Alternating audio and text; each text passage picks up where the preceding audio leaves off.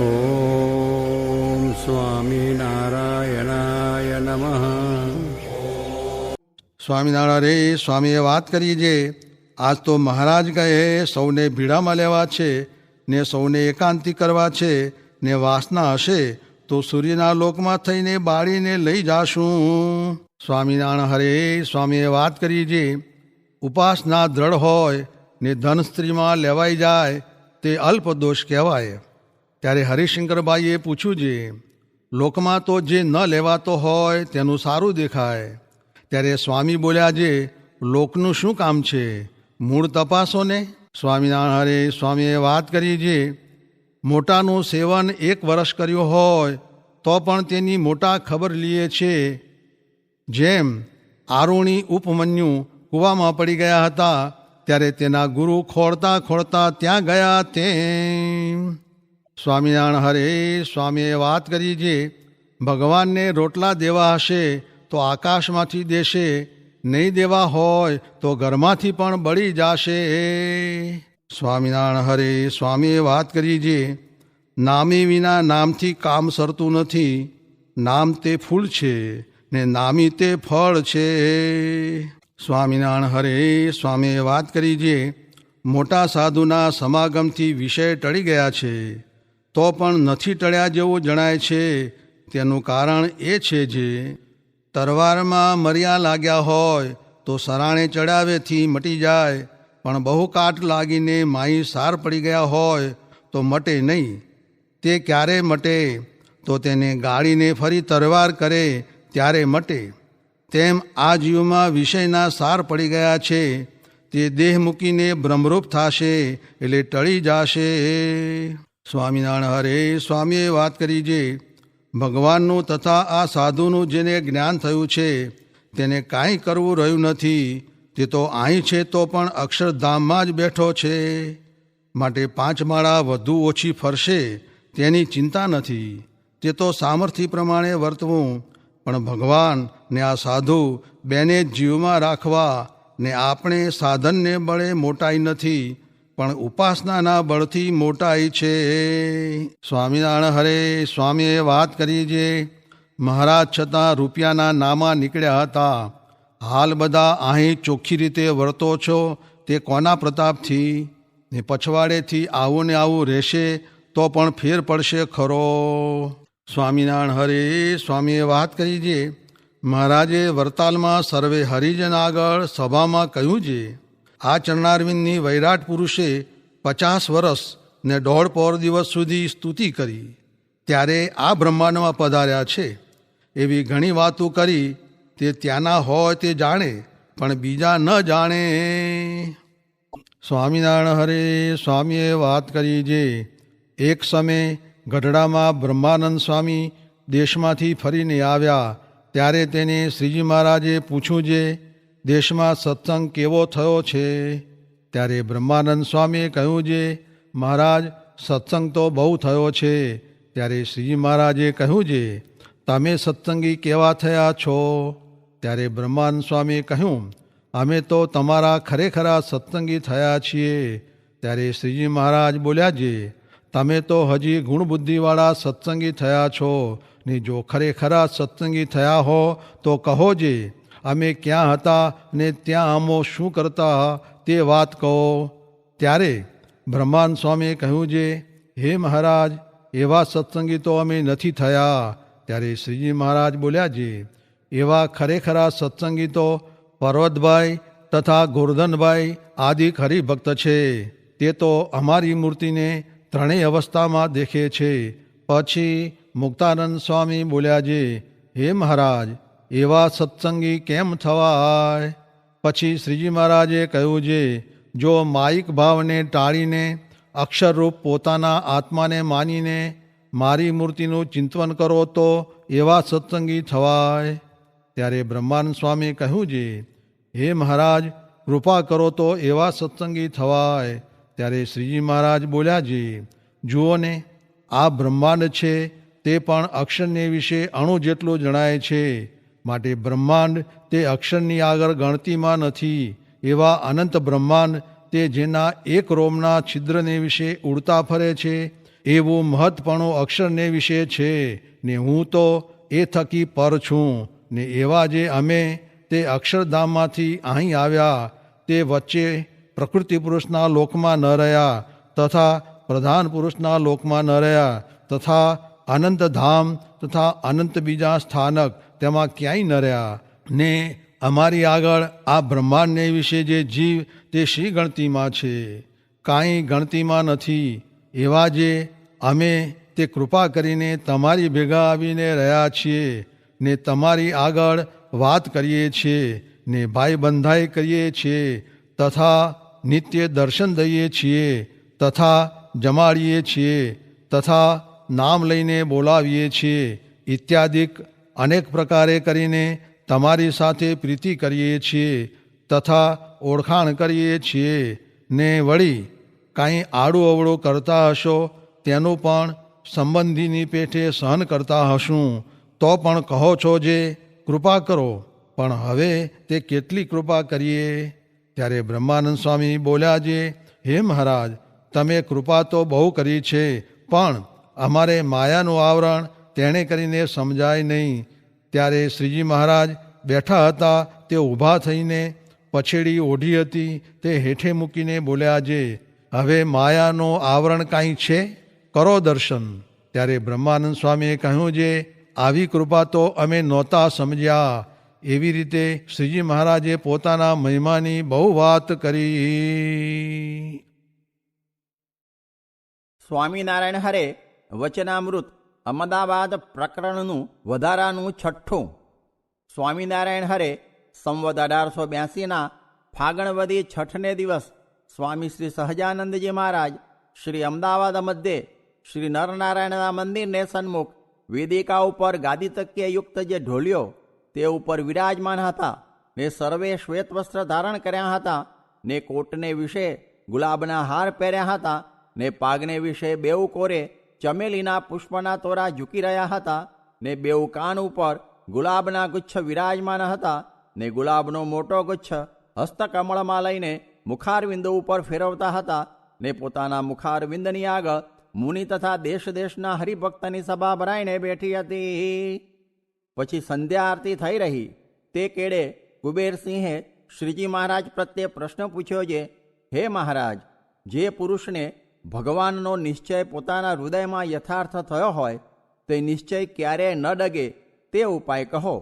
પછી શ્રીજી મહારાજ બોલ્યા જે આ વાત તો સૌને સાંભળવા યોગ્ય છે, તે માટે સર્વે સાવધાન થઈને સાંભળો જે પ્રત્યક્ષ એવા જે ભગવાન તેનું આવી રીતે મહાત્મ્ય જાણે તો નિશ્ચય ડગે નહીં તે મહાત્મ્ય કહીએ છીએ. જે આ સત્સંગને વિશે જે ભગવાન વિરાજે છે તે જ ભગવાનમાંથી સર્વે અવતાર થયા છે ને પોતે તો અવતારી છે ને એ જ સર્વેના અંતર્યામી છે ને એ જ અક્ષરધામને વિશે તેજોમય છે ને સદા સાકાર રૂપ છે ને અનંત ઐશ્વર્યયુક્ત છે ને એ જ અનંત બ્રહ્માંડના રાજાધિરાજ છે ને અક્ષર બ્રહ્મના પણ કારણ છે. તે ભગવાન જ્યારે પ્રગટ થઈને ઋષભદેવની ક્રિયાને ગ્રહણ કરે ત્યારે જાણીએ જે ઋષભદેવ છે અને જ્યારે રામાવતારનું ચરિત્ર કરે ત્યારે જાણીએ જે રામચંદ્રજી છે ને જ્યારે શ્રીકૃષ્ણની લીલા આચરે ત્યારે જાણીએ જે શ્રીકૃષ્ણ છે.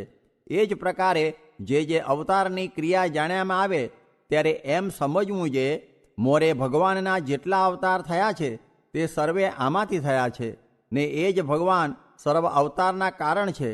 એમ સમજે તો તેનો નિશ્ચય ડગે નહીં ને એમ ન સમજે તો કંઈક ડગમગાટ થાય ખરો, એનો એ ઉત્તર છે. ને તે જ શ્રીકૃષ્ણ ભગવાન પોતે શ્રી નરનારાયણ રૂપે થઈને ધર્મ અને ભક્તિ થકી પ્રગટ થયા છે. તે માટે આ શ્રી નરનારાયણને અમે અમારું રૂપ જાણીને અતિ આગ્રહ કરીને સર્વેથી પ્રથમ આ શ્રીનગરને વિશે પધરાવ્યા છે. માટે આ શ્રી નરનારાયણને વિશે ને અમારે વિશે લગારે પણ ભેદ સમજવો નહીં ને બ્રહ્મધામના નિવાસી પણ એ જ છે.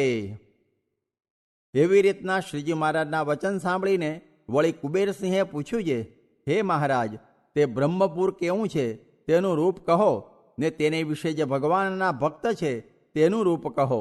પછી શ્રીજી મહારાજ બોલ્યા છે અક્ષર રૂપ જે બ્રહ્મ છે તે જ શ્રી પુરુષોત્તમ નારાયણને રહેવા સારું ધામરૂપ થયું છે ને સર્વ અક્ષર બ્રહ્મ થકી ભગવાનના ધામરૂપ જે અક્ષર બ્રહ્મ તે અનાદિ છે, ને તે બ્રહ્મધામને વિશે બહુ પ્રકારના મોહોલ છે, તે મોહોલુને વિશે બહુ પ્રકારના ગોક છે, ને બહુ પ્રકારના ઝરૂખા છે, ને બહુ પ્રકારની તેની અગાસિયું છે, ને તેને વિશે બહુ ચિત્ર વિચિત્રપણું છે, ને બહુ પ્રકારના ફુવારા છે, ને બહુ પ્રકારના બાગ બગીચા છે, ને તેમાં ફૂલ પણ અનંત જાતના છે, ને તેજોમય છે, ને અનંત છે, ને એને કોઈ ધામની ઉપમા ન દેવાય તેવું છે. અને ગોલોક પણ એને કહીએ છીએ, ને અનંત અન્ય ધામની વિભૂતિઓ તે થકી અસંખ્ય કોટી જાતની શોભાનું અધિકપણું છે, ને અપાર છે. ત્યાં દૃષ્ટાંત છે, જેમ આકાશ અપાર છે તેની ચારે કોરે જોઈએ તે કોઈ દિશામાં અંત આવતો નથી, તેમ એ ભગવાનના ધામનો હેઠે ઉપર ને ચારે કોરે અંત નથી. કેમ કે એ અપાર છે, તેને જો પાર લેવા માંડે તો પાર આવે નહીં. એવું મોટું બ્રહ્મપુર છે, તે બ્રહ્મપુરને વિશે જે પદાર્થ છે તે સર્વે દિવ્ય ચૈતન્યમય છે, ને તે ધામને વિશે અસંખ્ય પાર્ષદ રહ્યા છે. તે કેવા છે? તો દિવ્ય આકાર સહિત ને તેજોમય છે, ને સર્વભૂત પ્રાણી માત્રના અંતર્યામી છે. તે સર્વે ભગવાનની સેવામાં નિરંતર તત્પર રહ્યા છે, ને તે જ ધામના જે પતિ અને અક્ષરાદિક મુક્તના સ્વામી ને પરબ્રહ્મ પુરુષોત્તમ જે છે તે જ આ સત્સંગને વિશે વિરાજમાન છે. આવો જેને નિશ્ચય છે તે જ બ્રહ્મધામને પામે છે. ઇતિ વચનામૃતમ. એવી રીતે અમદાવાદ પ્રકરણનું વધારાનું 6ઠ્ઠું વચનામૃત જે તે થયું. પરમ પૂજ્ય પ્રમુખ સ્વામી મહારાજની અમૃતવાણી સંપુટ 13. સ્વામિનારાયણ ભગવાનની જય, અક્ષર પુરુષોત્તમ મહારાજની જય, ગુણાતીતાન સ્વામી મહારાજની જય, ભગતજી મહારાજની જય, શાસ્ત્રીજી મહારાજની જય, યોગીજી મહારાજની જય.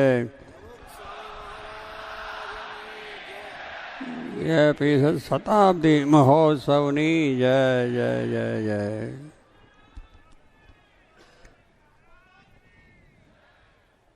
આજે આપ સર્વ શતાબ્દી મહોત્સવ નિમિત્તે દેશ પરદેશથી ઘણા મોટા પ્રમાણમાં સર્વે પધાર્યા છો. એ બધાને સર્વને ધન્યવાદ છે. કારણ કે આજે સર્વને કામકાજ બધું હોય, નોકરી ધંધા પણ હોય અને અનેક રીતે બીજા કાર્યમાં વ્યસ્ત હોય, છતાં પણ ભગવાનની અંદર ભક્તિ, શ્રદ્ધા, નિષ્ઠા, સમજણ અને એક નિશ્ચય થયો છે કે આ ભગવાનનું જે આપણા ભગવાનને વિશેની આપણી ભક્તિ એ દૃઢ વિશેષ થાય. એટલા માટે આપ સહી પધાર્યા છો, માટે ધન્યવાદ છે. આ સંસ્થાને 100 વર્ષ થાય છે આજે પૂરા. એ નિમિત્તે આપણી આ આયોજન થયું છે અને એ આયોજન મુજબ આજે કાર્યક્રમ ચાલુ રહ્યો છે. ભગવાન શ્રીજી મહારાજ આ પૃથ્વી ઉપર પધાર્યા અને એક પોતાના ધામ અક્ષરધામમાંથી શુભ સંકલ્પ લઈને પધાર્યા છે. ભગવાન કે મોટા પુરુષોના, મહાન પુરુષોના, આચાર્યોના સંકલ્પો સારા જ હોય છે કે દરેક મનુષ્ય સુખી થાય, દરેકનું કલ્યાણ થાય અને પોતાનું સંસારી જીવન પણ સારું બને, એવો સંકલ્પ હોય છે. એમના જીવોનું કલ્યાણ, સર્વ જીવોનું કલ્યાણ થાય એ પણ કલ્યાણ છે. એટલે એ પ્રમાણે પોતે અક્ષરધામથી પધાર્યા. પોતાનું ધામ અક્ષર છે, ગુણાતીતાન સ્વામી સાથે લાવ્યા. દરેકને ભગવાન શ્રીજી મહારાજે આવું જ્ઞાન જે અક્ષરને પુરુષોત્તમનું સર્વને દૃઢ થાય અને સર્વ એ સમજે, એની દૃઢતા થાય એટલા માટે પોતાનું અહીંયા પધારીને પોતે એ કાર્ય શરૂ કરેલું છે. ભગવાન શ્રીજી મહારાજને કોઈ નાત જાતના ભેદની વાત કરી નથી. કોઈ ધર્મોના ભેદની પણ વાત કરી નથી. જેને જેને શ્રદ્ધા હોય એમાં ધર્મને આચરણ કરે, ભક્તિ કરે, કાર્ય કરે, એમનો આદેશ રહ્યો છે. અને એટલા જ માટે પોતે પોતાના હસ્તક એક શિક્ષાપત્રી નામનો ગ્રંથ લખ્યો છે. 212 શ્લોકનો છે.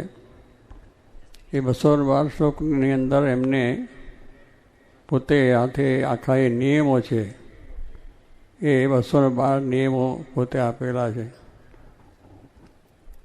અને એની અંદર પ્રથમ એ આદેશો આપતા પહેલાં પોતે એક વાત ખાસ કરી છે કે ધર્મજ્ઞેયો સદાચાર,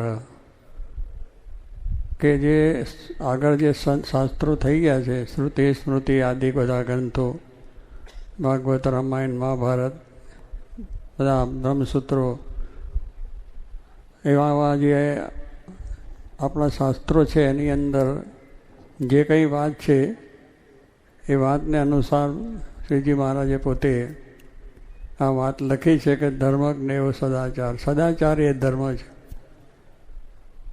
ધર્મ એટલે આપણે જે સંપ્રદાયો છે તો એ પોતાના ઈષ્ટદેવ પ્રત્યે પોતાની ભક્તિ થાય અને ભક્તિ કરીને આપણા જીવનું કલ્યાણ થાય. પણ દરેકની અંદર પહેલો પાયાની વસ્તુ એ છે કે સદાચાર હોવો જોઈએ. અને જ્યાં સુધી માણસમાં સદાચાર નથી ત્યાં સુધી એ માણસ પણ કહેવાતો નથી. કે ધર્મે નહીં ના પશુ ભીર નરાણામ, કે જેમાં ધર્મ નથી, સદાચાર નથી, એ માણસને પશુ સમાન કહ્યો છે. કારણ કે પશુમાં એમાં ફેર નથી.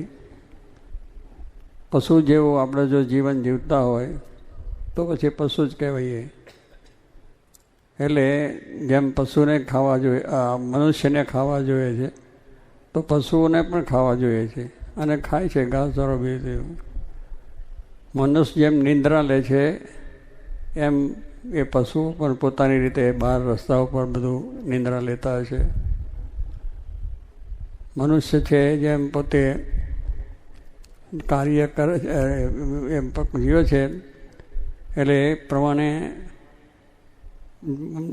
પોતાના જે લગ્ન વ્યવહાર કરીને સંસાર, બાલ બચ્ચા બધું કરે છે, એમ પશુઓ પણ પોતાના બાલ બચ્ચા ઉપર કરે છે.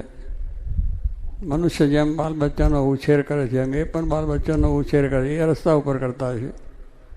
એને કોઈ સગવડ વગરની વાત ત્યાં કરતા છે. એની નિંદ્રા પણ લે છે. આપણે પણ નિંદ્રા લઈએ છીએ.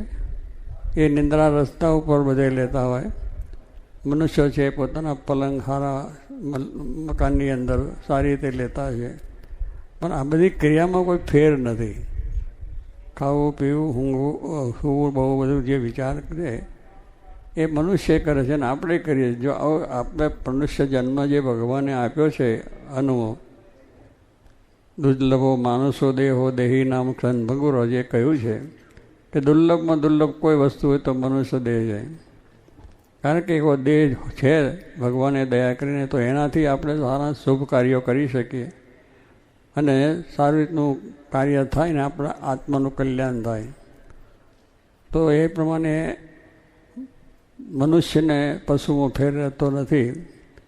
પણ તે જ હિસાબ માટે શ્રીજી મહારાજે પ્રથમ આચાર ધર્મ કયો? સદધર્મ જ્ઞેયો સદાચાર, સદ આચરણ.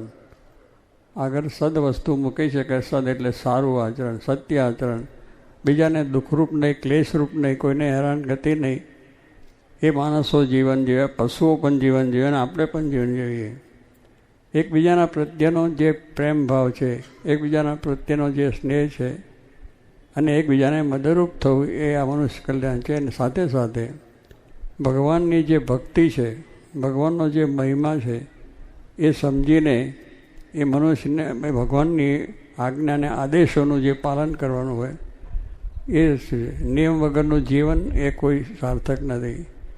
દરેક વસ્તુ છે નિયમિત રીતે થાય તો એનો વિકાસ થાય છે. આપણે જે છોડ વાવીએ છીએ તો પણ એને પાણી, ખાતર બધું આપવું પડે છે. એવા દરેક વસ્તુની અંદર નિયમ છે. નિયમ પ્રમાણે તમે અભ્યાસ કરો તો તમે આગળ વધી શકો. નિયમ પ્રમાણે દરેક કાર્યો જો કરી શકો તો આગળ વધી શકો, પણ નિયમ ન હોય, આજે નિયમ પાડ્યો ને કાલે એ નિયમ ન પાડતા હોય તો એનાથી કોઈ વૃદ્ધિ થતી નથી. એટલે ભગવાન શ્રીજી મહારાજ આદેશ જે આપ્યો એને પ્રમાણે જે મનુષ્ય જીવન જીવે છે એનું શ્રેય થાય છે, એનું કલ્યાણ થાય છે, સંસારમાં સુખી બને છે.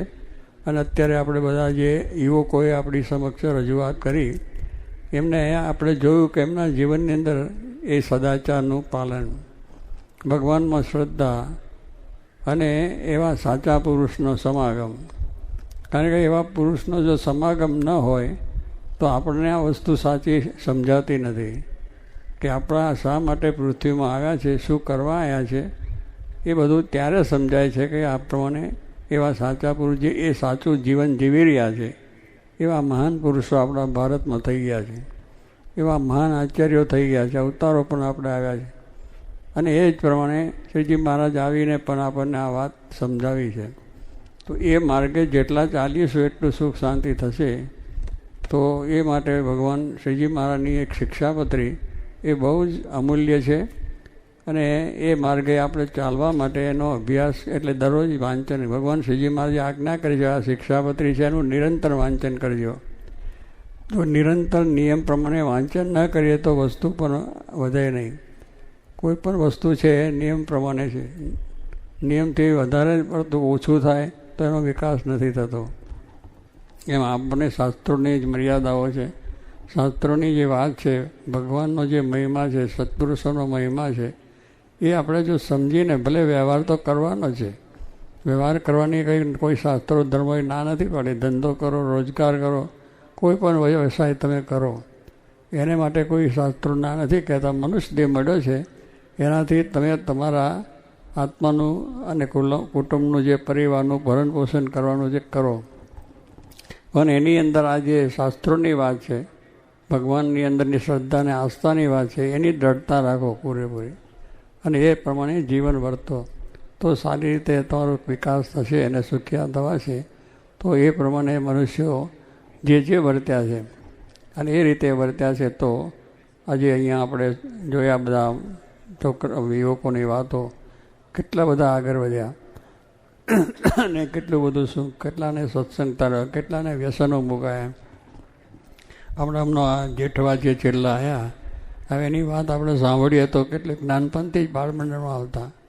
એટલે ઘણું બાળમંડળ જે ચાલે છે એનું મુખ્ય કારણ છે કે મૂળા પાયાની વસ્તુ. બાળકોમાં જો સંસાર પહેલેથી જ પડશે, પહેલેથી જ એના માર્ગે જશે, ખોટું ન કરવું, ચોરી ન કરવું, મા બાપની સેવા કરી, ભગવાનની ભક્તિ કરવી, તો એ રીતે એને સંસ્કાર હતા. મુંબઈમાં રહેતા અને કહ્યું 12 ફૂટની ઓરડી હતી, પણ એને શ્રદ્ધા દરેક જોગી માનના વખતમાં બાળમંડળ આવતા. તો આજે એ બાળમંડળમાંથી જે સંસ્કાર મળ્યા હતા, આજે હોદ્દાના અધિકાર ઉપર આગળ પહોંચી ગયા. તો એ વિચાર પેલો રહ્યો, પોતાનું જીવન તો શુદ્ધ રહેશે જ, પણ બીજાને કેમ સારું થાય એ માટેનું કાર્ય પણ કરતા હતા. એટલે કહેવાનું શું છે કે આજે એટલી ઉંમર તો પોતાને કોઈ વ્યસન નહીં, દૂષણ નહીં, કોઈનું ખરાબ કરવું નહીં, બધા માણસોને સુધાર્યા. જે આવા બધાની હિંસા કરનારા, આતંકવાદ કહીએ છીએ, બધા બીજી જાતના વાદ બધા બહુ થઈ ગયા છે, પણ એ બધાની અંદર રહીને પણ એ લોકો કેમ સુધરે એ આ સંપ્રદાયના જે એને નિયમો મળેલા, સંપ્રદાયની જે વાત મળેલી એમાંથી આ બધી વાત એમને કરી તો જે એને આગળ વૃદ્ધિ પણ થઈ. કેટલા કહે છે કે આવું બધું કરીએ એમાં આપણને શું લાભ, પણ બહુ લાભ મોટો છે. આપણે એનો જોયો કે આટલા નિયમ ધર્મ પાળવાથી સારા આગળ વધી શક્યા અને અત્યારે એને બળ છે, હિંમત છે અને હજુ આગળ કાર્ય થાય. ઘણાના પ્રસંગો આપણે સાંભળ્યા જોયા છે કે એક સત્સંગ એટલી મોટી વસ્તુ છે. એ સત્સંગ થવાથી આપણા નિયમ ધર્મ બધા સચવાય છે અને એ પાડીએ તો જ સુખી થવાય. કેટલી વખત કે બધા આપણે પૈસાથી સમૃદ્ધ થઈ હોય, બીજી રીતે આપણે આગળ વધ્યા હોય, એ બરાબર છે, એની વાત વાંધો નથી, પણ જેની સાથે જો આ સત્સંગ કે એના આપેલા જે નિયમો છે, ભગવાનને વિશેની આસ્થા છે, શ્રદ્ધા છે, એ જો રાખીએ તો આપણને આત્મબળ વધે છે અને એ બળ વધવાથી જ આપણે બધું સારું કાર્ય પણ કરી શકીએ છીએ. કેટલાકને કે હું બુદ્ધિથી કરું છું, મારું બળ છે, બળ આપણું કાંઈ છે નહીં, બુદ્ધિ પણ આપણી કાંઈ નથી, આપણી પાસે કશું જ આપણું નથી. આ દુનિયામાં આવ્યા છે પણ કશું જ નથી. જે કંઈ બળ છે, શક્તિ છે, આવડત છે, જે કંઈ કાર્ય કરી શકીએ છીએ એ બધું જ ભગવાનનું બળ છે. અને ભગવાનને બળે કરીને જ આપણને અંદર બુદ્ધિ આવી છે, બુદ્ધિથી આપણે કાર્ય કરી શકીએ છીએ. પણ મનુષ્ય જાણે કે મેં કર્યું, પણ મારાથી કંઈ કાર્ય થતું નથી.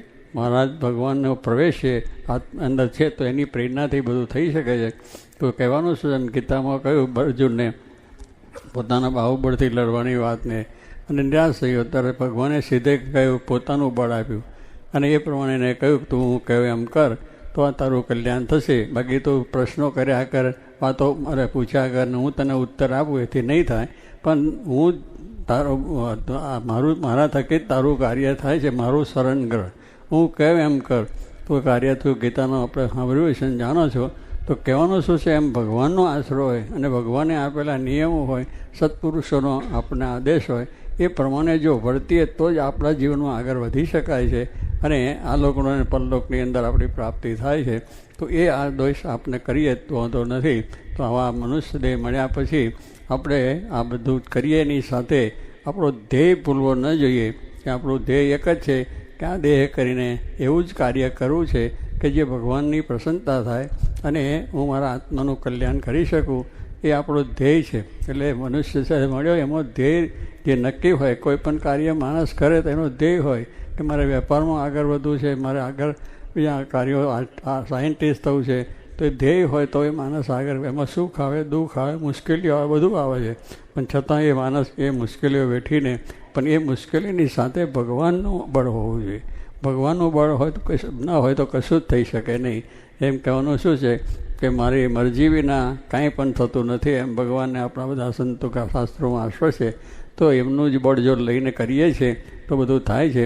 તો કહેવાનું કે આપણે સુખી થવું છે, પણ દરેક મનુષ્ય સુખી થાય, દરેકનું સારું થાય, દરેકને સારી શાંતિ મળે એ કાર્ય કરેલું છે. તો ભગવાન શ્રીજી મહારાજે આવીને આવો એક મોટો આશય આપ્યો છે અને એને લઈને અત્યાર સુધી એ બધા જે આશ્રય થયા છે. અને ત્યાર પછી ગુણાતીતાનંદ સ્વામી પણ વાત કરી છે, ભગતજી મહારાજે વાત કરી, શાસ્ત્રી મહારાજને, યોગીજી મહારાજે આ બધું કાર્ય જે છે સુખ દુઃખ વેઠીને દરેકની પોતાના નિયમ ધર્મની દૃઢતા કરીને બધા મનુષ્યોને આવો સાચો આદેશ આપ્યો છે. એ આદેશ પ્રમાણે જે ચાલ્યા છે એનાથી બધા સુખી થયા છે અને થવાના છે. તો આજે આ શતાબ્દી નિમિત્તે એટલું છે કે આપણે અત્યાર સુધી જે કાર્ય કર્યું છે અને થાય છે અને થવાનું છે એને માટે પણ આપણા નિયમ ધર્મ દૃઢતા રાખીને સંપ સરોદ ભાવને એકતા જે જોગી બાપા કહેતા અને એ પ્રમાણે જો આપણે કાર્ય કરશું. અહીંયા સંગઠનની વાત કરી કે બધા સંગઠન જો હોય તો પછી સંઘનિષ્ઠા કહીએ છીએ, સંઘનિષ્ઠા સંગઠનિષ્ઠા, એક આશરો, એક બળ, એ જે આપણું જો હશે તો કોઈ પણ કાર્યમાં, કોઈ પણ ક્ષેત્રમાં આપણને જરૂર સફળતા મળશે. એ માટેનું બળ સર્વને ભગવાન આપે એ જ પ્રાર્થના.